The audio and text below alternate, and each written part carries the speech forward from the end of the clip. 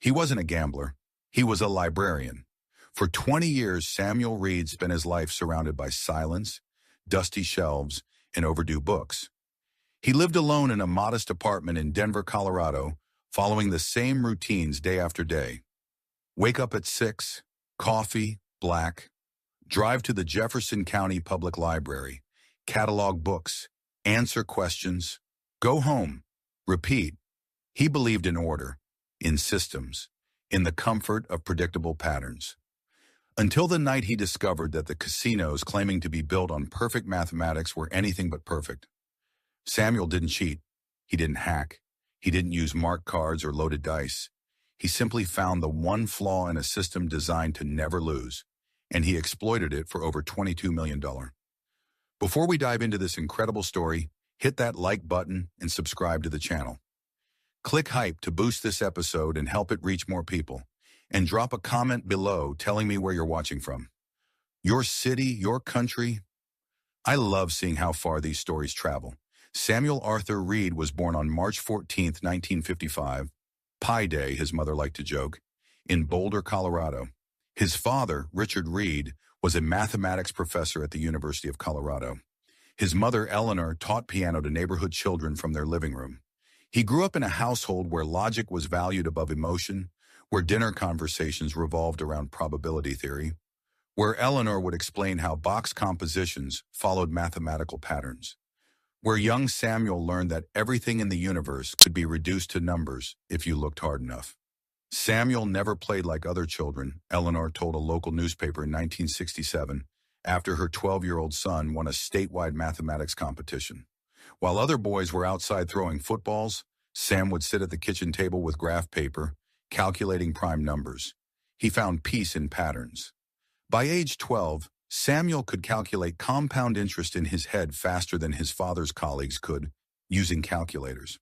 By 14, he'd read every mathematics textbook in the Boulder Public Library. By 16, he had written a 40-page paper on statistical anomalies in weather patterns that earned him a full scholarship to the University of Colorado. He was brilliant. Awkward, yes. Painfully shy in social situations, terrible at small talk, the kind of teenager who spent prom night in the library, but undeniably brilliant. Samuel was the kind of student who would correct the textbook, his former professor, Dr. Margaret Winters, told investigators years later. Not to show off, he genuinely couldn't understand why the book would contain an error. To him, math was sacred. It couldn't lie. People lied, politicians lied, but numbers? Numbers told the truth. He pursued a doctorate in statistics, specializing in predictive modeling and chaos theory. His dissertation focused on finding patterns in seemingly random datasets, stock market fluctuations, weather systems, traffic flow.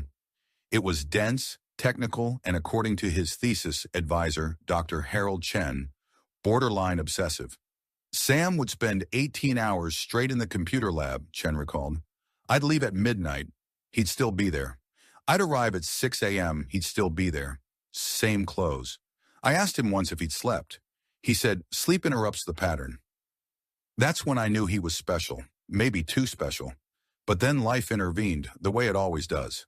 In October 1984, during his final year of doctoral studies, Samuel attended a guest lecture on statistical analysis in literature. The speaker was discussing how computer algorithms could determine authorship of disputed texts by analyzing word patterns and sentence structure. Samuel found it fascinating. Catherine Walsh, a literature graduate student sitting 3 rows ahead of him, found it boring. She turned around mid-lecture, caught Samuel's eye and mouthed, "Is this as ridiculous as I think it is?" Samuel, who had never been particularly good at reading social cues, thought she was genuinely asking. He whispered back, "Actually, the methodology is sound. Markov chains can effectively model stylistic patterns with 78% accuracy." Catherine blinked, then smiled. "You're serious." "Statistics don't joke," Samuel said. "No," Catherine said, "but I do. Want to get coffee after this?" Samuel had never been asked out before. He said yes. Catherine was everything Samuel wasn't. Warm, expressive, comfortable in her own skin. She laughed easily, made friends effortlessly, saw beauty in things that couldn't be quantified. She read poetry. She cried at movies. She believed in fate and coincidence and magic.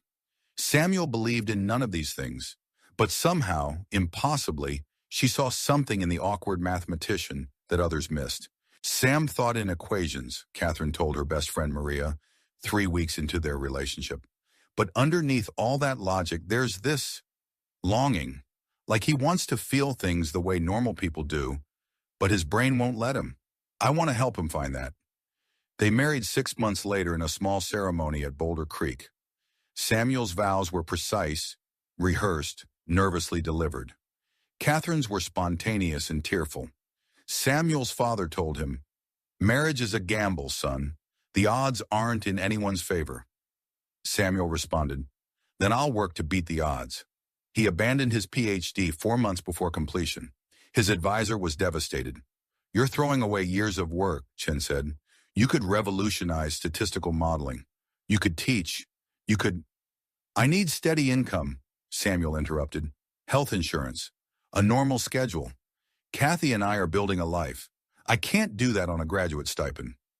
He took a job as a reference librarian at Jefferson County Public Library. $32,000 a year, full benefits, union protected. It wasn't prestigious. It wasn't intellectually stimulating, but it was safe. They bought a small house in Lakewood with a mortgage they could barely afford. Catherine painted the bedroom yellow. Samuel built bookshelves in the living room. They talked about children, about maybe getting a dog, about growing old together. For 5 years, Samuel Reed was happy, and then, in July 1989, Catherine started feeling tired. "It's probably nothing," she said after her first doctor's appointment. "Maybe anemia. I've been working too hard." It wasn't nothing. Stage 3 ovarian cancer. Aggressive. Metastasized. The oncologist gave her 2 years with treatment, maybe 3 if she responded well to chemotherapy. Samuel asked, "What are the survival statistics?" The doctor hesitated. "Mr. Reed, I don't think—" "What are the numbers?" 18% 5-year survival rate for stage 3. Samuel stood up, walked out of the office, and threw up in the parking lot. That night, lying in bed next to Catherine, he held her hand and whispered, "I'll beat this. I'll find a way. There has to be a pattern, a treatment, something." Catherine squeezed his hand.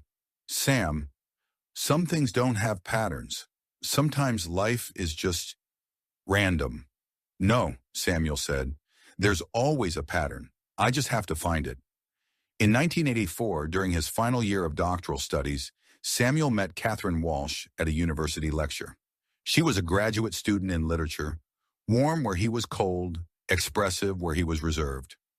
Somehow, impossibly, she saw something in the quiet mathematician that others missed. They married 6 months later.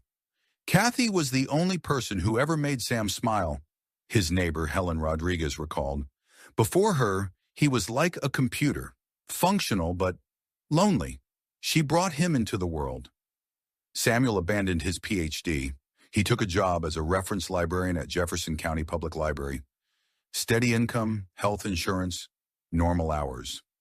He wanted to build a life with Catherine. They bought a small house in Lakewood. They talked about children. And then, in 1989, Catherine was diagnosed with ovarian cancer. Samuel threw himself into research. He read every oncology paper published in the last decade. He created spreadsheets tracking survival rates, treatment efficacy, clinical trial outcomes. He calculated probabilities, adjusted for variables, searched desperately for the combination that would save her. The first round of chemotherapy failed. The second round failed. By the third round, Catherine could barely get out of bed. "You need to stop, Sam," she told him one evening in October 1991. He was at her bedside in their living room. They'd converted it to a makeshift hospital room, surrounded by medical journals and printouts. "Stop what?" "Trying to solve me like I'm a math problem." "I'm trying to save you." "I know."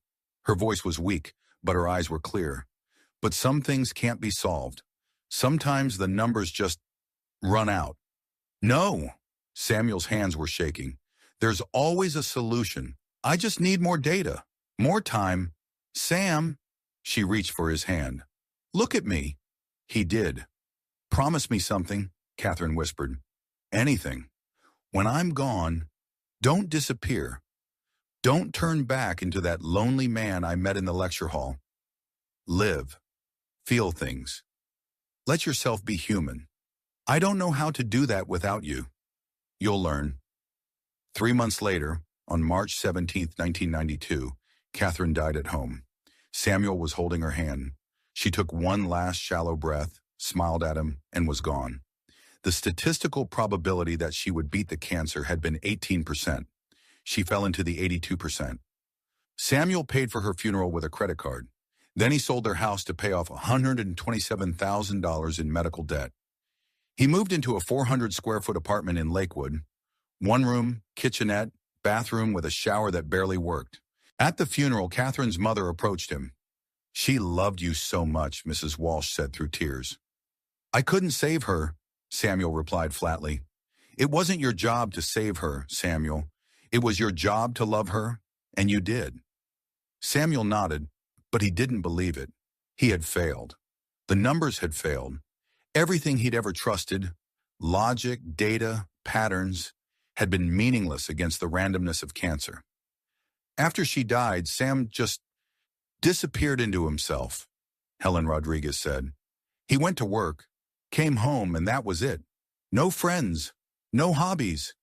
He'd sit in that apartment staring at walls. It was like watching someone die in slow motion, except his heart kept beating.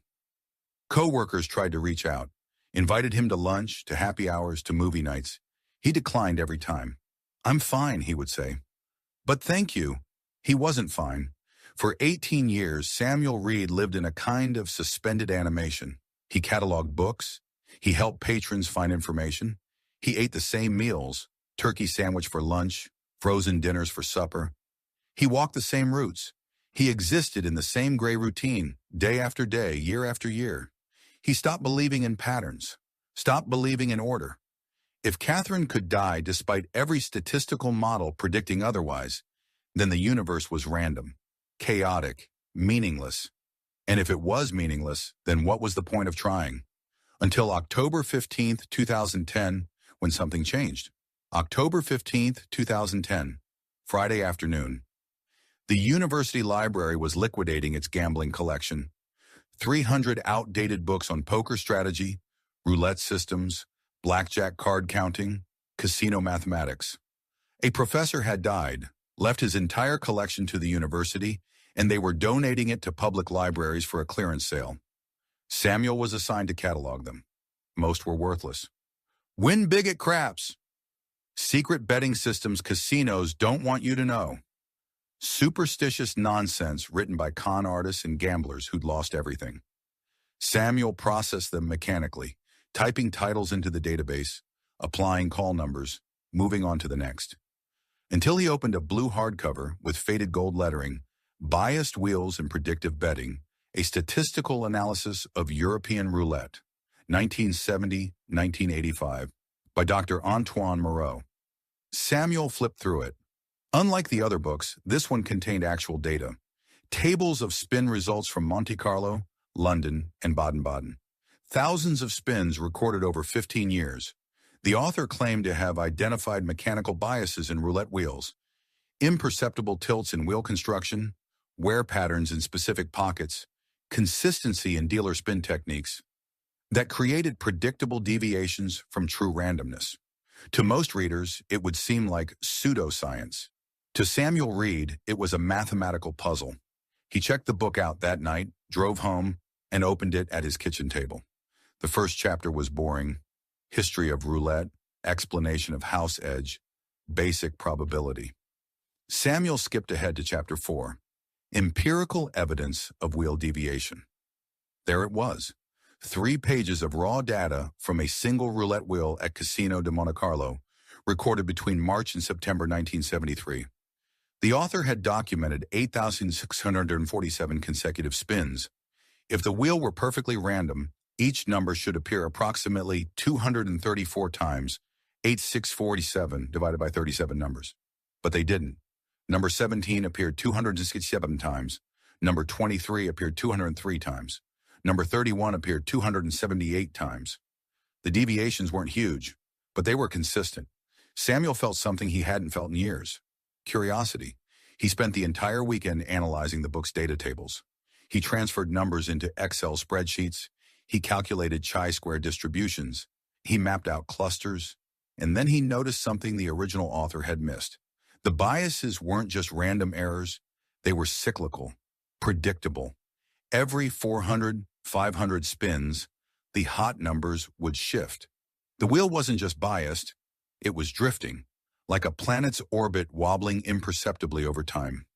Samuel grabbed a notebook and started writing. What if the drift wasn't random? What if it was caused by mechanical factors? Friction in the rotor bearing, temperature changes affecting metal expansion, even the cumulative impact of the ball repeatedly striking certain deflectors? What if you could measure those factors and predict the next drift cycle? By Sunday night, Samuel had filled 3 notebooks with calculations.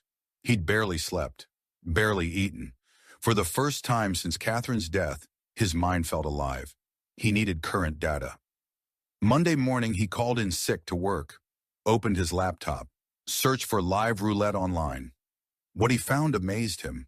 Dozens of online casinos streamed live roulette games 24/7. Real wheels in real studios in Malta, Philippines, Latvia, broadcast over the internet. You could watch without even placing bets. Samuel found a site that displayed the last 50 outcomes on screen. He opened a spreadsheet and started recording. Spin 1, 23 red. Spin 2, 11 black. Spin 3, 15 black. He recorded for 6 hours straight, then switched to a different wheel and recorded for another 6 hours. By Tuesday morning, he had data from 5 different wheels, over 2,000 spins total. He ran his analysis, and there it was. After approximately 380, 420 spins, every single wheel showed the same phenomenon, a measurable drift towards certain number clusters, not huge, just 3 to 4% above statistical expectation, but consistent, predictable. Samuel leaned back in his chair, heart pounding. The casinos claimed their wheels were perfectly random. They weren't. They were machines. And machines, no matter how carefully calibrated, develop patterns over time. Friction? Where? Microscopic imperfections in the wheel bed or rotor. Dealer muscle memory leading to similar release points. It was beautiful. Not because he could win money, because it meant the universe wasn't random after all. There were patterns, order, structure hidden beneath apparent chaos. Catherine had been wrong. Or maybe the universe had just been too complex for him to see clearly while she was dying. But now, with distance and clarity, Samuel saw it. Everything had a pattern. You just had to look long enough. He named his discovery the friction model, a formula that calculated which sections of the wheel would become hot based on accumulated spin data, dealer behavior, equipment age, even ambient temperature and humidity. He tested it on paper for 2 weeks, recorded outcomes from live streams, made predictions using his formula, tracked accuracy. Day 1, 31% accuracy, slightly above random chance of 27%. Day 4, 33% accuracy. Day 8, 36% accuracy. Day 14, 39% accuracy. By the end of week 2, Samuel's model was predicting the correct sector 41% of the time. That was the moment he made his decision. He walked to his closet, pulled out a jacket he hadn't worn in 5 years, and drove to Black Hawk, a small gambling town in the mountains west of Denver. The Golden Gates Casino sat at the edge of Black Hawk like a faded promise. Small, tired, the kind of place where locals gambled their Social Security checks and tourists stopped for the $5.99 breakfast buffet before heading to the bigger properties up the hill. Samuel had never been inside a casino before. He parked his Honda Civic in the gravel lot, sat behind the wheel for 15 minutes, hands trembling. What was he doing? This was insane. He was a librarian, 55 years old, living on a salary that barely covered rent and groceries. He wasn't a gambler. He'd never even bought a lottery ticket. But the numbers didn't lie. The friction model was real. The patterns were real. He had $340 in his checking account. He pulled 4 $20 bills from his wallet. If this didn't work, he'd be eating ramen for the rest of the month. If it did work, Samuel pushed open the car door and walked toward the entrance. The casino smelled like cigarettes and desperation. Slot machines chirped and beeped. An old woman at a penny slot was methodically feeding dollars into a machine that hadn't paid out in an hour. At the bar, two men in Carhartt jackets were drinking beer at 2 or 1 p.m. on a Tuesday afternoon. Samuel walked past them, following signs to the table games. He stood at the entrance for 5 minutes just watching, hands in pockets, heart pounding. "Can I help you, sir?" Samuel turned. A security guard approached him. Middle-aged, thick mustache, bored expression. "I'm just looking," Samuel said quietly. "Well, looking's free. Playing costs money." The guard smiled, waved him in. "Good luck." Samuel walked to the roulette table. Only one in the entire casino. American wheel. 000. Worse odds than European wheels, but he'd accounted for that in his model. Two other players sat at the table. A woman in her 60s with an oxygen tank on wheels. A young man in a Broncos jersey, drunk at 2 p.m., shouting at the dealer about cold numbers. The dealer was a tired-looking woman named Lisa, according to her name tag. Mid-40s, dyed red hair, the glazed expression of someone who'd been doing this job for 20 years and stopped caring 15 years ago. Samuel sat down at the far end, placed a $20 bill on the felt. "Chips, please," he said, his voice barely audible. Lisa glanced at him, then at the 20, scooped it up without a word, counted out 4 red $5 chips, pushed them across. "Good luck, honey." Samuel stacked his chips neatly. "Didn't bet, just watched." Spin 1, 23 black. Spin 2, 31 black. Spin 3, 14 red. Spin 4, 0 green. Spin 5, 8 black. He opened a small notebook from his pocket, wrote down each result in tiny handwriting. The woman with the oxygen tank glanced at him. "You keeping score?" "Something like that," Samuel murmured. 10 spins, 15, 20.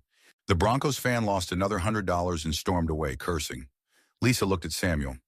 "You gonna play or just watch me work?" "Sorry," Samuel said. "One moment." He ran the calculations in his head. 24 spins recorded, based on ball speed, dealer release point, and temperature, 68 degrees. He checked the thermostat on the wall. His model predicted the next cluster. Third dozen, numbers 25-36. He placed a $5 chip on the third dozen betting area. Lisa spun the wheel clockwise, released the ball counterclockwise. Samuel watched the ball's trajectory, its speed decay, the moment it dropped from the rim. It bounced, clattered, settled. 29 black, Lisa called. Samuel felt a jolt of electricity. It had worked. He collected his $10 in winnings, left the original $5 bet in place. "Again," he said quietly. Lisa spun. 33 black, again. 31 black, again. 25 red. After an hour, Samuel had turned $20 into $340. He placed his chips in a neat stack, pushed them forward. "Color up, please." Lisa looked at his chips, then at him. "You did good." "Thank you." She exchanged his reds for a black $100 chip, 3 green 25 chips, and 15 red $5 chips. Samuel pocketed them and walked out without another word. In the parking lot, he sat in his car in the darkness, hands still trembling. But this time, he was trembling with exhilaration. It had worked. The friction model had actually worked. The universe wasn't random. There were patterns. He just had to be patient enough to see them. Over the next 6 months, Samuel refined his approach. He visited Black Hawk every Friday and Saturday night, rotating between 3 casinos. He never bet more than $10 at a time. He never stayed longer than 2 hours. He dressed plainly, khakis, button-down shirts, a windbreaker, reading glasses on a chain around his neck. He always carried a book, tax code compilations, technical manuals. Once, a 900-page analysis of Federal Reserve monetary policy. He would read between spins, occasionally jotting notes in margins. To anyone watching, he looked like a retiree killing time, a lonely widower with nothing better to do on a Friday night. But those notes weren't about books. They were calculations, spin counts, dealer rotation timing, temperature fluctuations, because he'd discovered that a 2-degree change in room temperature could affect ball bounce by a measurable margin. He bought an old Kindle e-reader at a thrift store for $15. Loaded a custom program he'd written in Python, input the last 20 spins, and it would calculate the next likely sector, display it as a fake page in a fake book. To observers, he was reading a boring novel about World War II supply chains.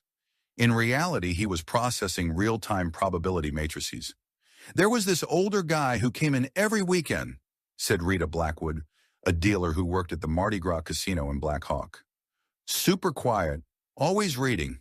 He'd bet small, win consistently, and leave. Never celebrated, never got upset, just mechanical. It was creepy, honestly, like he wasn't even human." Samuel wasn't celebrating because winning didn't feel like winning. It felt like validation. Every correct prediction was proof that Catherine had been wrong, that chaos could be ordered, that tragedy wasn't random. It just looked random to people who didn't understand the underlying mathematics. If he'd understood the patterns 20 years earlier, could he have saved her? No. Cancer wasn't roulette. Biology wasn't mechanics. But maybe, just maybe, if he'd been smarter, worked harder, found the right combination of data. He pushed the thought away. By April 2011, Samuel had accumulated $127,000, the exact amount of Catherine's medical debt. He sat in his apartment one night, staring at the collection agency letter that had been hounding him for 19 years. Final notice. Your account will be sent to litigation unless payment is received within 30 days. Samuel opened his laptop, logged into his bank account, initiated a wire transfer for $127,000. The debt that had defined his existence for nearly 2 decades, gone in 30 seconds. He felt nothing, no relief, no satisfaction, just emptiness. The next Friday, he drove to Black Hawk again. But this time, he didn't stop at $20. He brought $500, and he didn't plan to stop at Black Hawk. In May 2011, Samuel took a leave of absence from the library. His supervisor, Margaret Chen, looked concerned when he requested it. "Is everything all right, Samuel? You've never taken more than 2 sick days in the 23 years you've worked here." "Family matter," Samuel said. It was the truth in a way. He was settling old family debts. "I'll need 3 months, maybe 6. Margaret hesitated. "We can give you 12 weeks unpaid. After that, we'll need documentation." 3 months will be enough." It wasn't. Samuel bought a used Honda Civic for $3,200 cash, loaded it with 3 changes of clothes, his notebooks, his Kindle, and a spiral-bound road atlas with casino locations marked in pencil. First stop, Cripple Creek, Colorado. 3 hours south of Denver. 6 small casinos clustered on a historic mining town's main street. He arrived on a Wednesday afternoon, checked into a $39 a night motel with cigarette burns on the bedspread, spent the evening walking between casinos, observing tables, noting dealer schedules and wheel conditions. He played Thursday and Friday, won $8,400, checked out Saturday morning before anyone noticed the pattern. Then Deadwood, South Dakota, historic Wild Bill Hickok country. Tourists came for the history, stayed for the penny slots. Samuel found an older roulette table at the Silverado Casino. The wheel had a slight wobble, imperceptible to most players, but he could see it. His model adjusted for the mechanical imperfection, and he won $11,200 in 4 sessions. Then Jackpot, Nevada, then Wendover on the Utah border, then tribal casinos in Arizona and New Mexico. He never went to Las Vegas. Too much surveillance, too sophisticated, too many cameras using facial recognition and behavioral analysis. He targeted small operations, places with aging equipment, underpaid staff, minimal security, places where a quiet, middle-aged man reading a book wouldn't trigger alarms. His routine was precise. Arrive at 2 p.m. when casinos were least crowded and dealers were tired from the lunch rush. Sit at a roulette table, watch 50 spins without betting, input data into his Kindle. Begin betting small, $5 or $10 per spin. Never more than 20 consecutive bets. Cash out, leave, drive to next location. He never won big in a single session. That would draw attention. He won consistently, methodically, like compound interest accumulating in a savings account. $500 here, $800 there. Never enough to raise red flags, always enough to matter. I started noticing him in September, said Rita Blackwood, a dealer at the Sky Ute Casino in Ignacio, Colorado. He'd come in twice a week, always alone, always reading some boring book. He was polite, tipped okay, not great, just okay, never caused problems. But there was something off about him. What do you mean, off? Rita thought about it. He didn't seem happy when he won. Most gamblers, when they hit, they smile, they celebrate, they tell everyone. This guy? He'd just nod, like he expected it, like it was boring. And when he lost, which was rare, he didn't get upset. He'd just make a note in his book and adjust. It was like watching a robot play. Samuel wasn't playing. He was working. Every casino was a data point. Every wheel was a puzzle. Every session refined his model. He discovered regional patterns. Wheels in tribal casinos tended to be older, replaced less frequently, which meant stronger biases. But they also had fewer tables, which meant more scrutiny per player. Wheels in Nevada were newer, maintained meticulously, but the casinos were so busy that he could blend into crowds. Wheels in South Dakota were middle-aged, moderately biased, and the casinos were desperate enough for business that they'd tolerate consistent winners as long as they weren't too obvious. By December 2011, Samuel had $2.3 million spread across 14 bank accounts in 4 states. He'd opened accounts in small credit unions, places without sophisticated fraud detection, places that didn't ask too many questions about a librarian depositing $15,000 in cash every other week. He filed no tax returns, reported no income. As far as the IRS was concerned, Samuel Reed was still a librarian making $42,000 a year. By June 2012, he had $6.8 million. He bought almost nothing. A newer car, a 2010 Toyota Camry, reliable and invisible. He upgraded to a 2-bedroom apartment in a different part of Lakewood. But no luxuries, no flashy purchases, no lifestyle changes that would raise questions. He lived on his librarian's salary, which had continued during his leave of absence. The millions sat untouched in accounts and safety deposit boxes across the American West. "Why do you do this?" a dealer named Marcus once asked him. They'd been chatting during a slow Tuesday afternoon at a casino in Albuquerque. Samuel looked up from his book. "Do what?" "Gamble. You don't seem like you enjoy it." Samuel considered the question. "I'm not gambling." "Then what are you doing?" "Proving something." "Proving what?" Samuel didn't answer, just placed his next bet. By March 2013, he had crossed $20 million. His old supervisor at the library called. "Samuel, it's been almost 2 years, Margaret said. "I need to know. Are you coming back?" "I don't know." "We need an answer. If you're resigning, I need to post your position." Samuel looked around his apartment.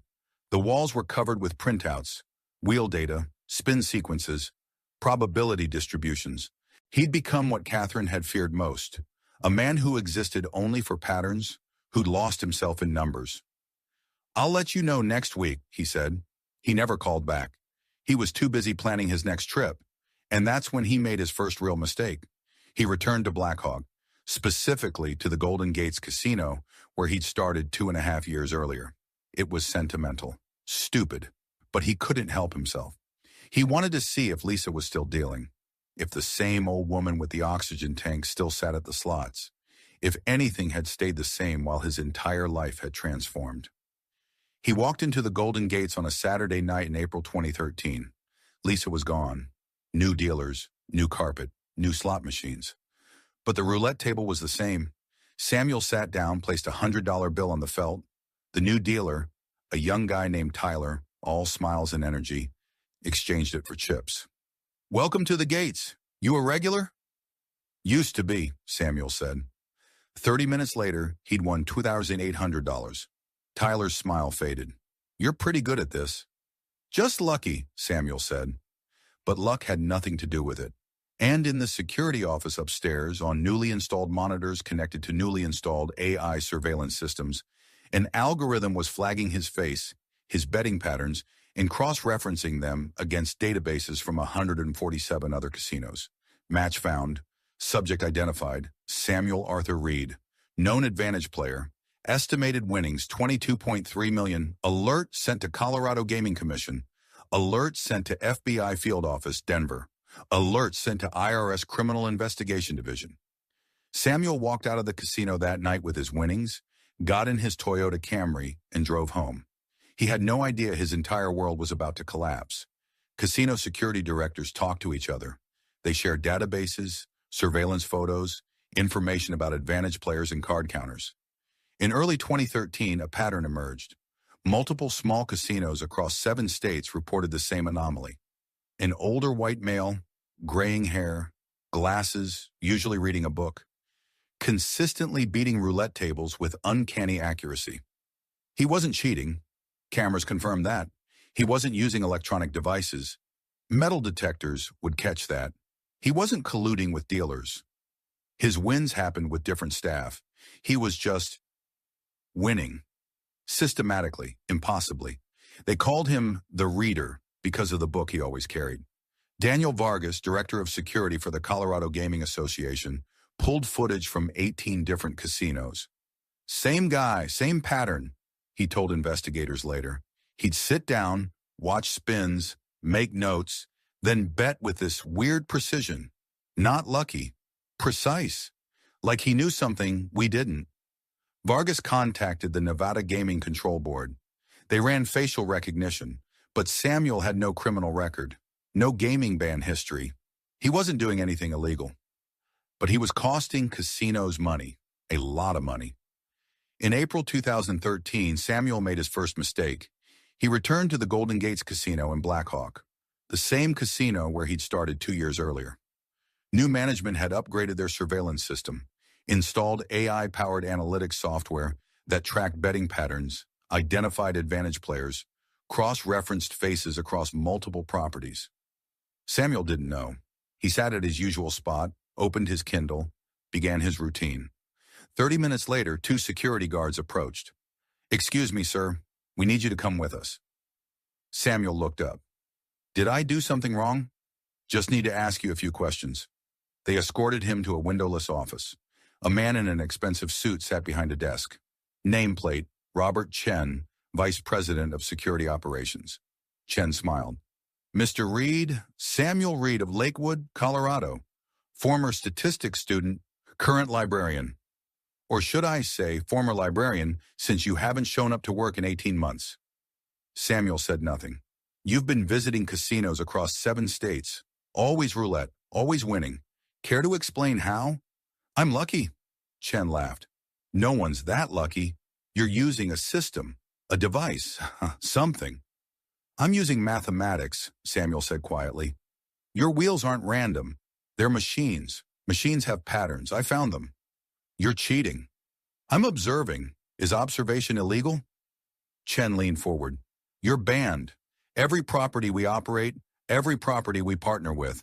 Show your face again. We'll have you arrested for trespassing." Samuel stood. "Am I free to go?" "You can go, but we're watching, and we've shared your photo with every gaming commission in the country." Samuel walked out, drove home, and didn't sleep that night. He'd been invisible for so long that he'd forgotten.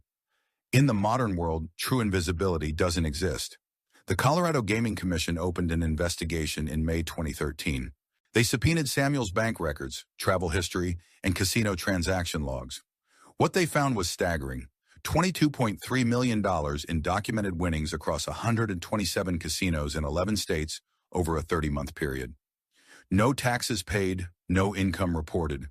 Federal agents from the IRS joined the investigation.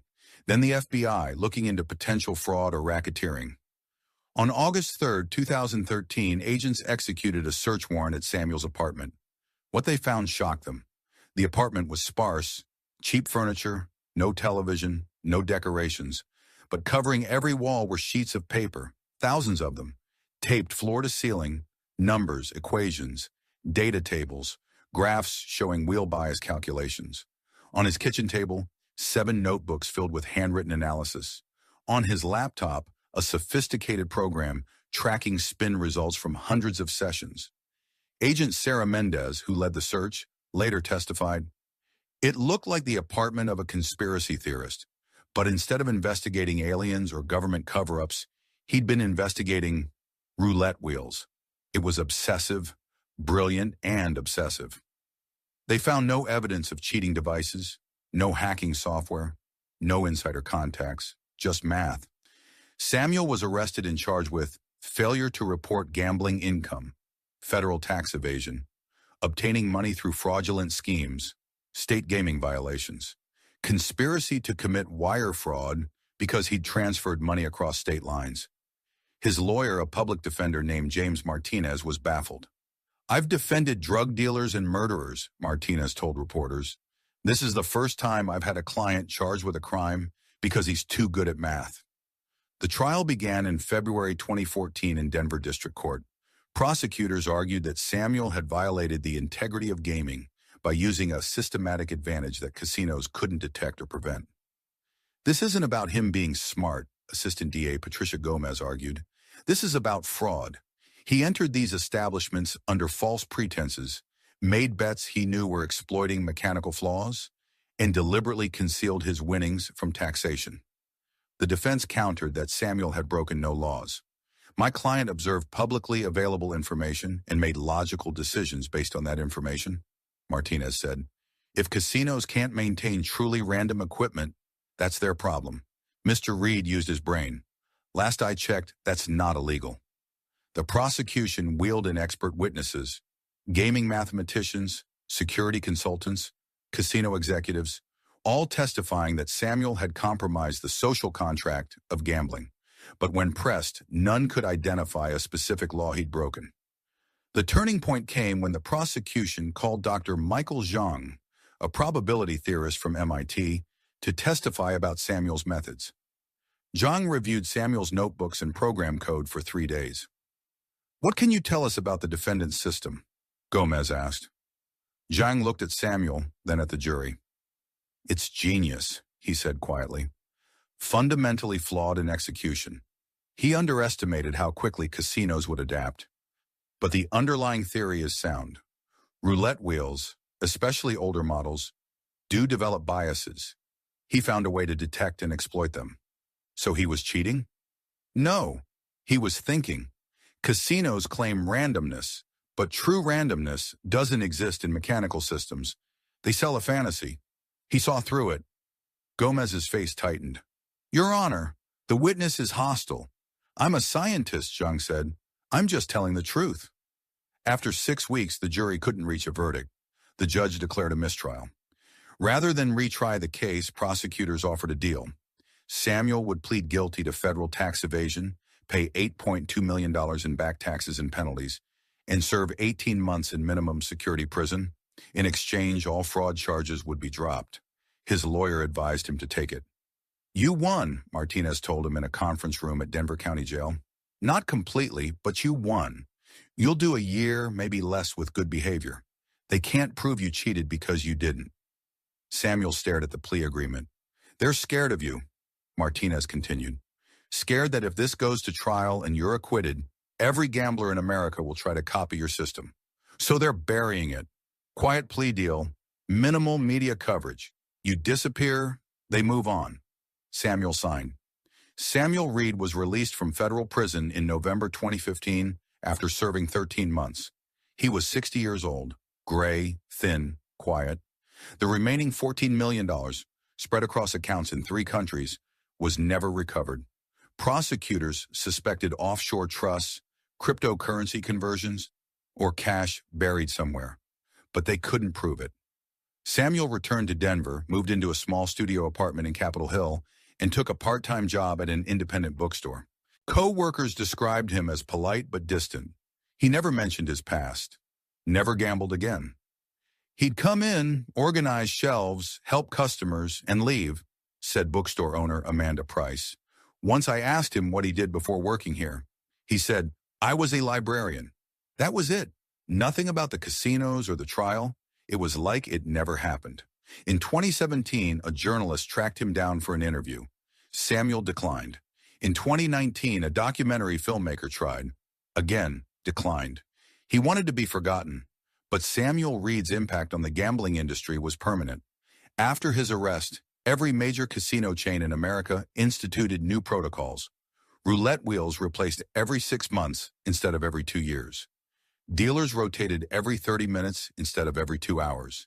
AI surveillance systems tracking betting patterns in real-time mandatory randomness audits by third-party labs.